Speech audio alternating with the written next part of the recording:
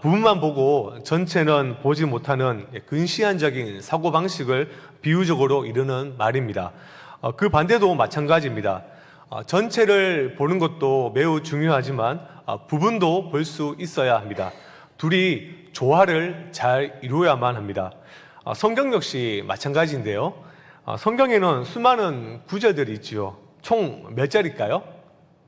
네, 다 아는 줄 아시고 성경 전체는 31,102절로 되어 있습니다. 그 많은 구절의 의미를 아는 거, 그거 굉장히 중요합니다. 하지만 거기에 하나하나 집중하다 보면 성경 전체가 무엇을 말하는가, 이것을 놓치기가 굉장히 쉽습니다. 무엇보다 성경을 오해하기가 참으로 쉽습니다. 그래서 우리는 성경 전체가 말하는 바를 알아야 합니다. 첫 시간에 강조했던 것처럼 장로 교인 우리는 오직 성경의 원리에 근거해서 말씀을 열심히 읽는 거, 그거 굉장히 중요하되 전체 성경 원리 안에서 우리는 말씀을 읽어 나아가야 됩니다. 두 가지가 조화를 이루어야만 하는 것입니다. 구절들의 의미들을 알아가면서 성경 전체가 무엇을 말하고 있는가, 바로 이런 내용들도 잘 이해를 해야 합니다.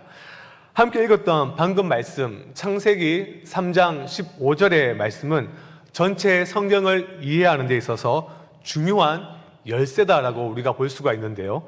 성경 전체를 이해하는 데 매우 큰 도움을 주는 구절입니다. 사실 창세기 3장 15절만 잘 이해하시면 성경 전체를 전부 다 그 3만 절 넘는 구절들을 다 이해하지 못한다 할지라도 성경 전체를 이해하는 데 있어서는 큰 도움이 됩니다. 창세기 3장 15절이라는 나무 한 그루만 제대로 이해하시면 창세기부터 요한계시록까지의 성경 전체라는 숲을 우리가 이해를 할 수가 있다라는 것입니다. 왜냐하면 이 한 구절 속 안에는요, 하나님의 복음이 풍성하게 담겨져 있고 이 한 구절 속에는 성경 전체를 바라보게 하는, 올바르게 바라볼 수 있는 복음의 씨앗이 심겨져 있기 때문입니다. 이런 이해 속에서 오늘 본문의 말씀을 살펴보면요, 태초에 사람을 창조하신 하나님은 그들에게 수많은 자유를 허락하셨습니다. 그러나 단 한 가지를 금하셨죠. 우리가 아는 창세기 2장 17절의 말씀인데요, 바로 선악을 알게 하는 나무의 열매는 먹지 말라입니다. 우리가 이를 행위 언약이다라고 배웠습니다. 하지만 그들은 바로 하나님의 말씀을 어깁니다. 이로 인해 첫 창조 때에 높은 상태에서 낮은 상태로 떨어지고 맙니다. 첫사람 남자와 여자가 타락한 후에 하나님은 곧 찾아오십니다. 그리고 그들을 재판하십니다. 피고를 부르시는데 먼저 누구를 불렀습니까? 남자를 먼저 부르시고, 그리고 어떻게 부르셨습니까? 3장 9절에 보시면 내가 어디 있느냐라고 자초지종을 물으시며 신문을 시작하십니다. 아담은 이 일이, 타락한 이 선악과를 먹은 사건이 나의 책임이 아니라 여자의 책임이다라고 책임을 회피합니다. 책임을 여자에게 돌립니다. 그리고 하나님은 여자를 부르십니다. 그런데 여자도 동일하게 자신에게 책임이 있는 것이 아니라 저 뱀에게다라고 책임을 돌립니다. 그래서 하나님은 뱀을 부르십니다. 그런데 뱀에게는 자초지종을 묻지 않으십니다. 뱀을 향해서는 바로 판결을 내리십니다. 이렇게 시작된 판결 선고는 3장 14절에서부터 19절까지 이어지는데요. 이때 하나님은 신문하셨던 순서가 남자, 여자 뱀에서 그 순서의 반대로 뱀, 여자, 남자의 순서로 형벌을 내리십니다. 오늘은 우리가 뱀에게 내려진 이 형벌에 주목하기를 원합니다. 창세기 3장 15절이 그 판결문 중의 일부인데요. 먼저 뱀에게 두 가지 형벌이 내려집니다. 읽지는 않았지만 첫 번째가 14절의 말씀인데요. 자막을 보시면 내가 모든 가축과 들의 모든 짐승보다 더욱 저주를 받아 배로 다니고 살아있는 동안 흙을 먹을지니라. 그리고 두 번째가 15절의 말씀입니다.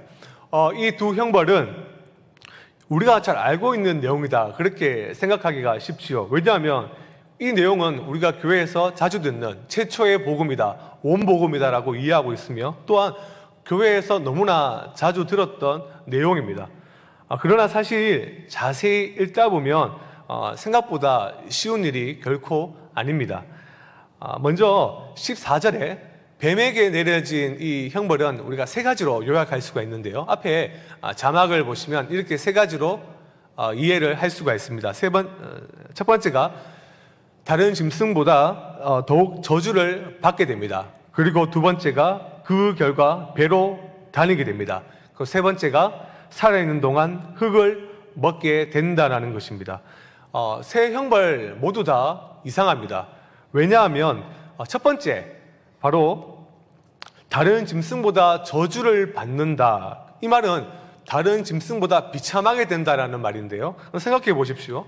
뱀이 다른 짐승보다 비참합니까? 오늘날 저 서구 사회에서는 뱀도 애완동물로 키우고 있습니다. 비참한 존재가 사실 아닌 것이죠. 또 두 번째, 뱀만 배로 기어 다니지 않습니다. 파충류들은 거의 다 배로 기어 다닙니다. 세 번째, 흙을 먹을 것이다 라고 되어 있는데요. 사실 뱀은 흙을 먹을까요? 먹지 않을까요? 먹지 않습니다. 지렁이가 흙을 먹지요. 뱀은 육식 동물입니다.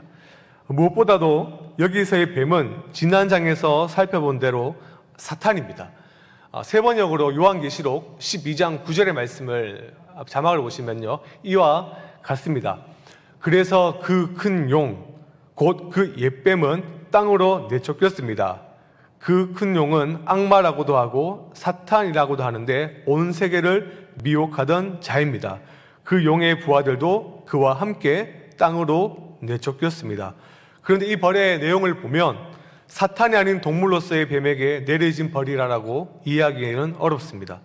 우리가 무심코 읽는 이러한 말씀이지만 참으로 어려운 내용입니다. 또 이와 못지않게 어려운 내용이 바로 오늘 읽었던 15절의 내용인데요. 내가 너로 여자와 원수가 되게 하고 내 후손도 여자의 후손과 원수가 되게 하리니 여자의 후손은 내 머리를 상하게 할 것이요 너는 그의 발꿈치를 상하게 할 것이니라. 사실 이 말씀은 수수께끼와 같은 말씀입니다. 이 수수께끼와 같은 말씀도 사실 우리가 크게 세 가지로 이해를 할 수가 있는데요. 앞에 보이는 자막과 같이 3장 15절의 말씀은 이렇게 세 가지로 우리가 쉽게 이해를 할 수가 있습니다. 첫 번째가 무엇입니까? 사탄과 여자가 이제 원수가 되고, 두 번째가 사탄의 후손과 여자의 후손이 원수가 된다는 것. 세 번째가 마지막으로 사탄과 여자의 후손 사이에서 저 싸움은 최종적인 싸움이 일어날 것이다 라고 이야기를 하고 있습니다. 우리가 이런 이야기 속에서 1번, 2번, 3번을 간략하게만 살펴보도록 하겠습니다. 잠을 깨시고 제가 짧게 하도록 하겠습니다. 보시면 첫 번째가 어떤 의미냐면 하나님의 형상대로 지음을 받은 존재가 누구였습니까? 바로 사람이었습니다. 그러니 사람은 하나님과 친밀한 교제, 바로 하나님과의 친밀한 관계가 있었습니다. 그러나 사람과 하나님 사이의 그 사이를, 친밀했던 그 사이를, 관계를 끄는 게 누구였습니까? 사탄이었습니다. 그 사이를 갈라 놓았습니다. 사탄의 유혹으로 인해 여자는 사탄에게 호감을 이제 갖게 되었고요. 그리하여 하나님보다는 오히려 사탄과 더욱 가까워졌습니다. 하나님을 따르는 것보다 사탄을 따르는 것이 더 자연스러워졌다라는 것입니다. 여자는 죄를 짓는 일에 있어서 사탄과 친구가 되었습니다. 그 결과 어떻게 되었습니까? 가장 친밀해야 될 하나님과는 멀어지게 됩니다. 그리고 창세기 3장 8절의 말씀을 보면요, 오히려 하나님을 두려워합니다. 이렇게 여자애가 사탄에게 호감을 갖고 사탄과 친구가 되었을 때 하나님은 직접 여자와 사탄 사이를 벌려 놓으십니다. 두 사람을 친구가 아닌 어떻게 하셨습니까? 원수로 만들어 버리셨습니다. 하나님은 원래 호감을 가졌던 사탄과 여자 사이에 적대감을 심어 주신 것입니다. 이렇게 하여 여자와 사탄과의 관계를 완전히 갈라 놓으셨습니다. 사탄은 처음으로 자기에게 친구가 생겼다, 자기 편으로 만들고 했던 그 대상을 오히려 지금 잃어버리고 만 것입니다. 이제는 친구는커녕 원수가 되어 버린 것이죠. 이로써 사단의 계획에 큰 군열이 이제 일어난 것입니다. 그런데 이 적개심은 앞에서 우리가 봤던 것과 같이 2번이었죠. 사탄과 여자 사이만 있지 않습니다. 사탄의 후손과 여자의 후손, 그 싸움은 계속적으로 일어납니다. 근데 여러분 생각해 보십시오. 사탄에게 후손이 있을까요? 우리가 이제 가끔 어떤 친구가 잘못을 하면 에이 사탄 같은 자식아 이렇게 얘기할 때 정말 그것이 사탄의 자녀다 이러한 표현일까요? 그렇지는 않을 것입니다. 사탄에게는 자녀가 없습니다. 그렇다면 사탄의 후손이다, 사탄의 후손의 이 말의 의미는 무엇일까요? 요한복음 8장 44절의 말씀을 보시면요, 너희는 너희 아비 마귀에서 났으니 너희 아비의 욕심대로 너희도 행하고자 하느니라. 이 구절에 우리가 비추어 보면 사탄의 후손이란 사탄에 속하는 존재요, 사탄을 따르는 무리다, 그렇게 이해를 하시면 좋을 것 같습니다. 여자의 후손도 그러면 동일하지요. 여자에게 태어난 모든 후손들을 의미하지 않습니다. 여자가 낳은 사람 중에서 하나님을 따르는 사람, 하나님께 속한 사람만을 의미합니다. 적개심은 사탄과 여자 사이에서 끝나는 것이 아니라 계속해서 이어집니다. 그런데 이제 더 중요한 것은 자막에서 봤던 세 번째 내용인데요, 바로 여자의 후손은 내 머리를 상하게 할 것이요 너는 그의 발꿈치를 상하게 할 것이니라. 이 말씀은 사탄과 여자의 후손이 서로 싸울 것이다 라는 내용입니다. 두 번째 형벌대로 사탄의 후손과 여자의 후손이 끊임없이 적대 관계에 있는 가운데 마침내 사탄과 여자의 후손이 마지막 싸움을 하게 될 것이다 라는 것입니다. 마지막 싸움 결과가 어떠합니까? 여자의 후손은 사탄의 머리를 박살냅니다. 그리고 사탄은 여자의 후손의 발꿈치만을 상하게 할 것입니다. 머리를 상하게 한다라는 말이 무엇일까요? 사실 머리만 상하게 한다는 말만 있으면 이해하기가 어려운데 발꿈치를 상하게 한다는 말이 있으니 우리가 쉽게 짐작할 수가 있죠. 바로 머리를 완전히 밟아서 다시는 회복될 수 없는 치명적인 손상을 가할 것이다라는 의미입니다. 그리고 여자의 후손은 발꿈치를 상하게 되는데요, 이 말은 비록 해를 당하더라도 그것이 치명적이지 못할 것을 의미합니다.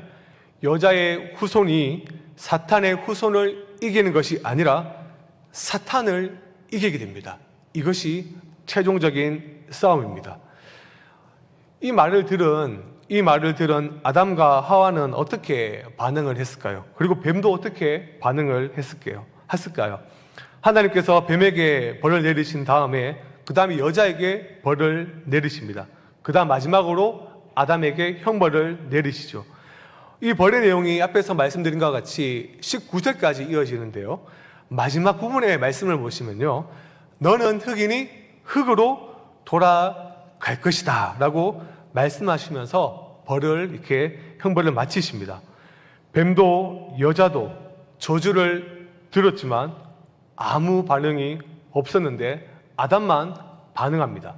3장 20절의 말씀인데요, 자막을 보시면 우리 함께 읽어보겠습니다. 시작.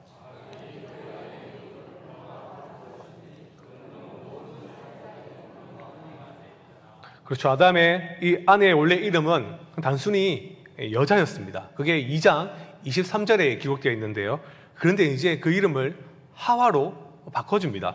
왜 하필이면 하와라고 이름을 바꿨을까요?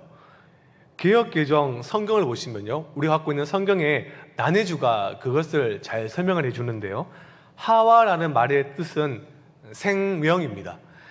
이 생명으로부터 모든 산자가 태어날 것입니다. 하와는 모든 산자의 이제 어머니가 될 것입니다.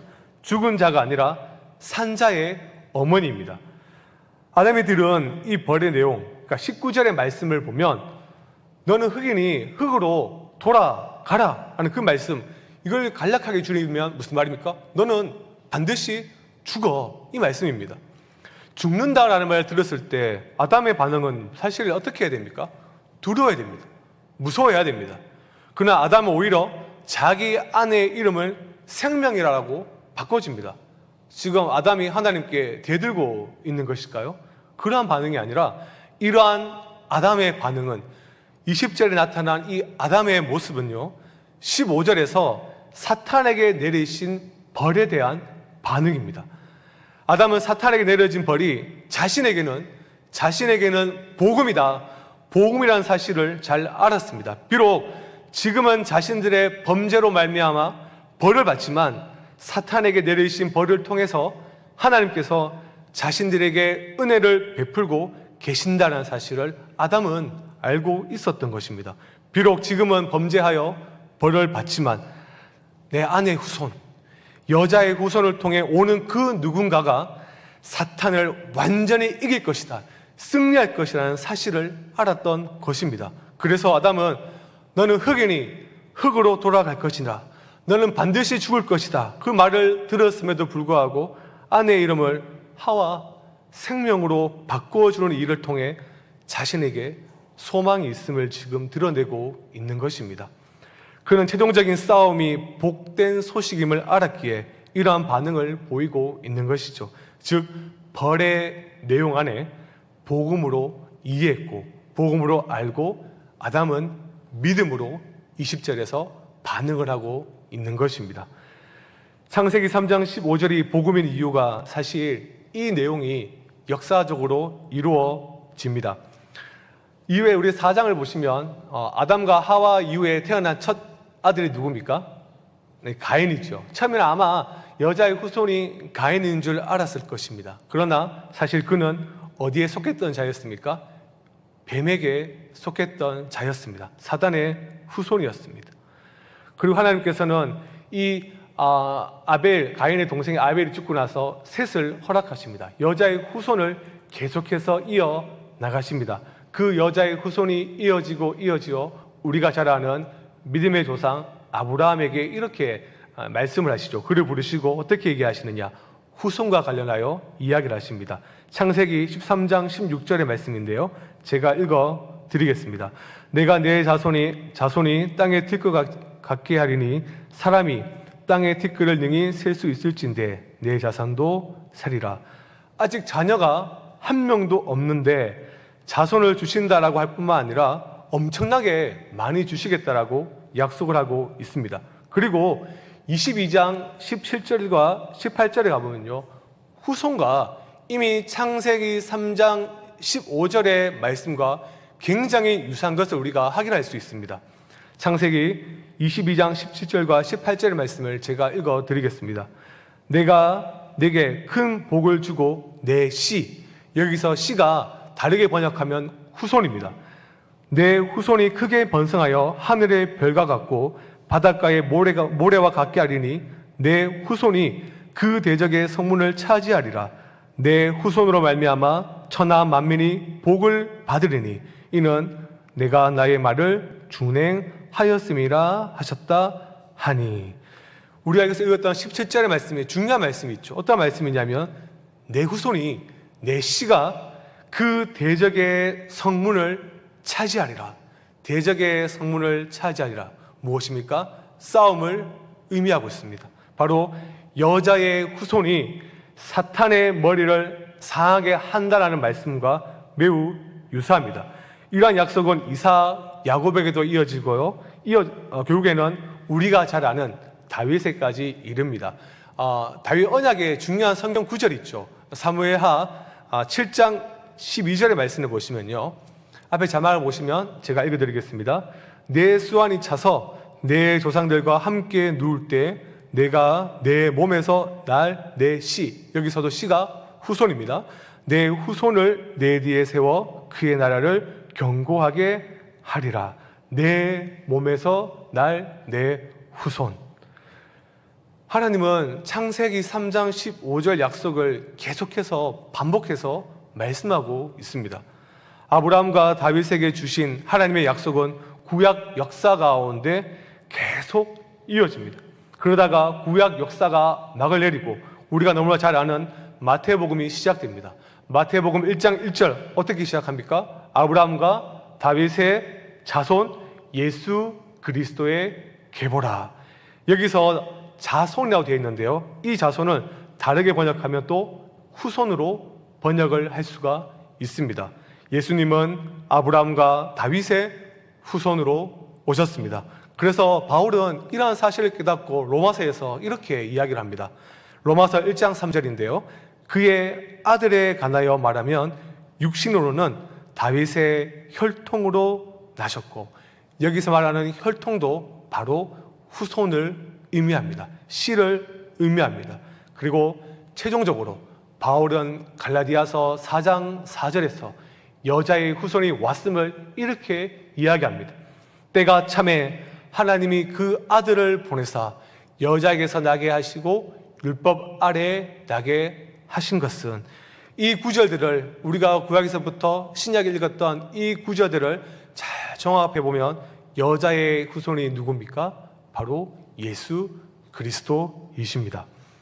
예수님께서 여자의 후손으로 이렇게 오시니 사탄의 이 적개심은 극히 다했습니다.